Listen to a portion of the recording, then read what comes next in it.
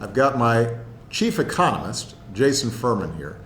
I wanted to talk a little bit about what's been happening with the economy over the last year, and I've got a little handy chart. The census did a report that they just issued today, and it gives you a sense of what has been happening for American families over the last year. And one of the biggest highlights is that incomes went up 5.2%. This is actually the largest jump year over year in incomes since 1968. And the good news is that it went up for everybody, all income groups, except those at the very, very top, all races, genders. What also happened is that the pay gap between men and women closed, so that although women are still only getting 80 cents for every dollar a man makes, that's actually a smaller gap than we've ever seen. We also saw a huge drop in poverty year over year, the biggest since 1968. And so overall what this does is it paints a picture of an economy that is improving, that is reducing poverty, and is increasing incomes. And this is all a consequence of some of the smart economic policies that we've been putting in place over the last several years. So I want Jason to make sure that I didn't say anything wrong. Was that fairly accurate, Jason? Yes, it was, Mr. President. I mean, you have to understand these data for economists. It's the most comprehensive picture we get of how the American people are doing. For us, this is like the Super Bowl. I've watched the last 21 of these, and I haven't seen a better one. This is exactly what you want to see.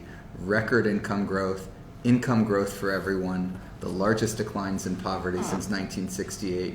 You know, the declines in poverty for African Americans, Hispanics, and children were even larger than the declines for the population as a whole. Right. And the good news is that the income growth was most significant for folks at the bottom and the middle, and for women. And all that indicates that we're trying to create the kind of inclusive economy that will ensure more growth over the future. Now, that doesn't mean that our job is done. There's still a lot of folks who are hurting out there. There's so much more we could be doing to grow the economy even faster.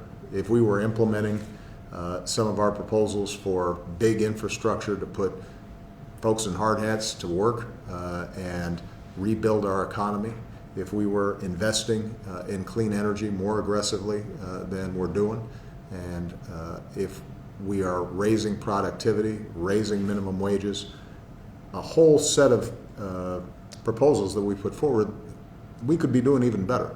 But what this does indicate is that we're on the right path, and it's important that we stay on that right path going forward. Anything you want to add, Jason? No, I mean, this is just income gains across the income spectrum, the largest at the bottom.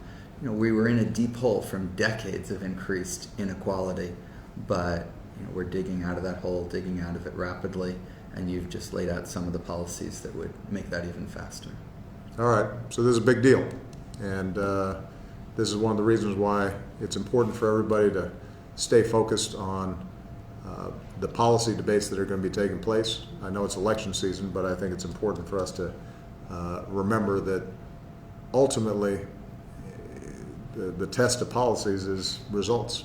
What do they actually deliver for people? And over the last year and over the last 7.5 years, what we've seen is the economy getting better for ordinary folks. And that's been my goal throughout my presidency. All right? Thanks, everybody.